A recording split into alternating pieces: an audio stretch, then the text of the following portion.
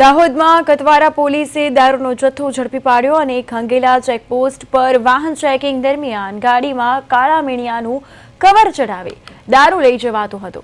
કતવારા પોલીસે અલગ અલગ કંપનીની દારૂની પેટી નંગ 304 જેની કિંમત 38,24,400 છે। મુદ્દામાલ મળી આવતા ઈસમને ઝડપી પાડ્યો।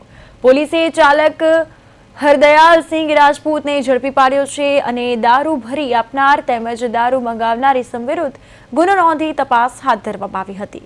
આ દારૂનો જથ્થો સુરેન્દ્રનગર રાજપૂત તેમજ કતારસિંહ રાજપૂત રહેવાસી જેસાખેડાનો છે। આ દારૂનો જથ્થો અજય ભરવાડ જે રહેવાસી વલભીપુરનો છે અને તે ભાવનગર ગુજરાતમાં દારૂ મંગાવવામાં આવ્યો। પૂછપરછમાં આ અંગે વિગતો સામે આવી છે। તો હાલ કતવારા પોલીસે ચારે ઈસમો વિરુદ્ધ પ્રોહિબિશન એક્ટ હેઠળ ગુનો નોંધી તપાસ હાથ ધરી। વધુ વિગતો સાથે દાહોદથી અમારા સંવાદદાતા પ્રિતેશ ફોન લાઈન પર જોડાઈ ગયા છે। પ્રિતેશ, અહીં ટ્રકમાંથી દારૂનો જથ્થો ઝડપાયો છે। ખાસ કરીને ગુજરાતમાં તો દારૂબંધી માત્ર કાગળ પર હોય તેમ લાગી રહ્યું છે અને દાહોદમાં મોટી માત્રામાં દારૂ ઝડપાયો, શું અપડેટ્સ? જી કૃપા, જે દાહોદ જિલ્લો છે મધ્યપ્રદેશ રાજસ્થાનને જોડતો જિલ્લો છે। અનેકવાર આ જે છે મોટી ગાડીઓની અંદર જથ્થાબંધ દારૂ ગુજરાતમાં ઘુસાડવાનો પ્રયાસ કરવામાં આવતો હોય છે। એટલે પોલીસ પણ એલર્ટ બની છે।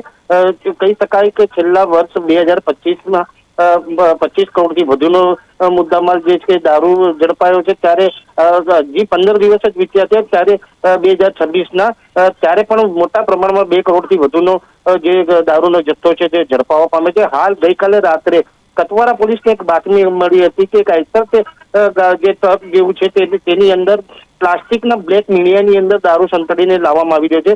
જેના આધારે જે શંકાસ્પદ ગાડી આવતા તેની તપાસ હાથ ધરી। તેના અંદરથી જે દારૂનો વિપુલ પ્રમાણમાં કહી શકાય કે મોટો જથ્થો જે છે તે ઝડપાવવા પામ્યો હતો। જેમાં જે ગાડી ચાલક છે તેની ધરપકડ કરવામાં આવી હતી। ધરપકડ બાદ જે પૂછપરછમાં સામે આવ્યું છે કે 2 ઈસમો જે રાજસ્થાનના છે, બાડમેર જિલ્લાના છે, તેઓએ ત્યાંથી દારૂ ભરી આપ્યો હતો અને જે ભાવનગર સુધી આ દારૂ જે છે તે પહોંચાડવાનો હતો। પરંતુ ક્યાંક ને ક્યાંક બુટલેગરો દ્વારા અનેક નુકસાઓ અપનાવી જે ગુજરાતની અંદર જે કહી શકાય કે જ્યાં દારૂની પ્રતિબંધ છે, દારૂ ઉપર બેન્ડ છે, તેવા જિલ્લાઓની અંદર વિપુલ પ્રમાણમાં દારૂ ઘુસેડવાનો પ્રયાસ કરવામાં આવી રહ્યો છે।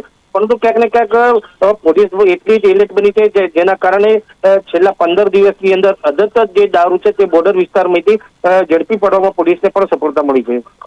બિલકુલ બિલકુલ પ્રિતેશ, તમામ માહિતી બદલ આપનો આભાર।